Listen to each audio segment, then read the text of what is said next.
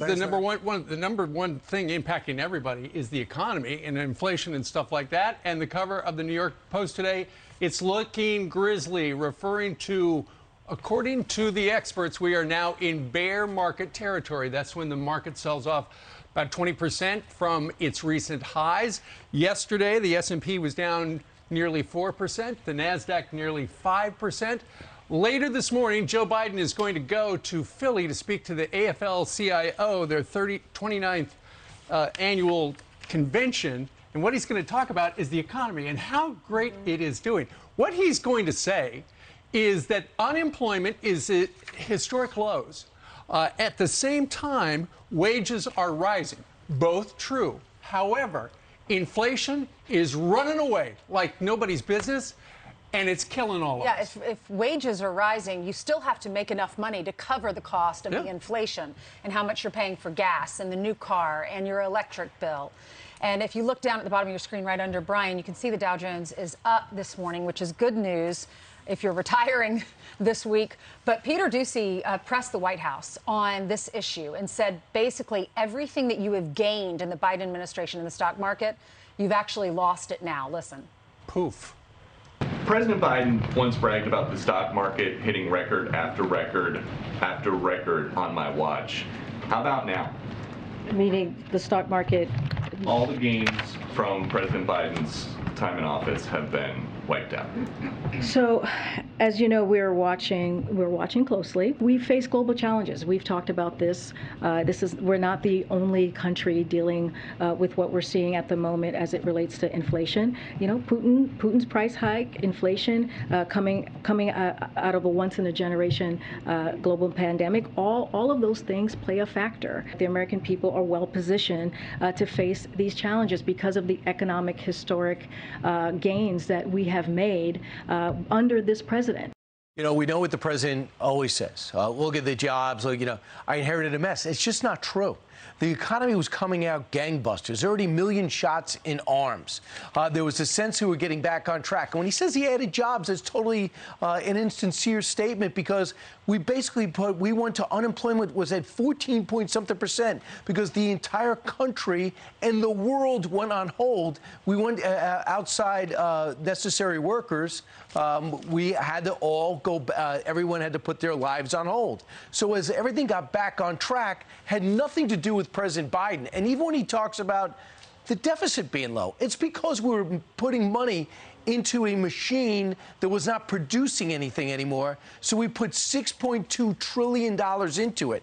And his economists thought it would be great to put another $2 trillion into it, which so many others say that fueled what we're going through right now, and that's massive inflation.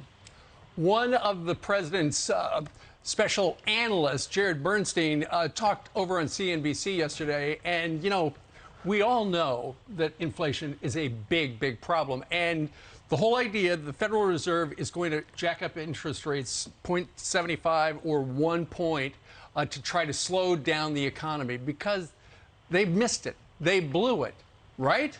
Here's Jared Bernstein. He doesn't think so. The question is, what did the White House miss? And what's the lesson of that? I don't think the White House missed much at all in the following sense. We have a team, and I know you're pushing in a different direction, but I think looking forward, this is what's most important. We have a team of seasoned people here led by a president who believes that we have to do everything. We don't sit on our hands and hope that these forecasts for stable growth and inflation slowing down come true. The funny thing about him talking about the economic team at the White House, remember it was a year ago when they were talking about inflation when it was really low or lower. It's just transitory. And Joe Biden kept citing 40 Nobel Prize winning economists. That's the team because they blew it. And in fact, we heard from Janet Yellen about 10 days ago. Yep, I blew it. And she's our Treasury Secretary. Well, I found it interesting, the White House press secretary, she says, we're watching this closely. President's really aware of it, talking about inflation. But she says the Putin price hike and inflation coming out of the global pandemic. So in one sentence, she's blaming Putin and the global pandemic for all of this. Meanwhile, on day one, he shut down the pipeline, and they want it that way. They want you to have to pay an exorbitant amount for gas prices because they want you to go to an electric car. The problem, like we say every morning, is that they don't have an alternative for us. There aren't options for us. You can't get an electric car right now. You have to wait for a long time if you can even afford one. And here's the thing: President Biden is basically giving a big wet kiss to his left wing, and they all are kicking him to the curb. AOC wouldn't even commit to supporting him, so he abandons his middle. He goes way left, and the people on the way left go, "Yeah, you didn't do enough." So I'm pretty much looking elsewhere. If he had just remained a moderate, united the country, didn't close down the Keystone Pipeline, if we stayed energy independent, then what do you think people would be saying today? And I will go back to everything you said is correct, but I don't think the American people will ever forget Afghanistan. That was the beginning of losing total faith because it was clear that that was Joe Biden being Joe Biden, which is scary for us for the next 2 years. Well, and ultimately, when he goes to the AFL-CIO today in the city center of Philadelphia, all those union guys all pay the same amount that we do for gasoline. And you know what?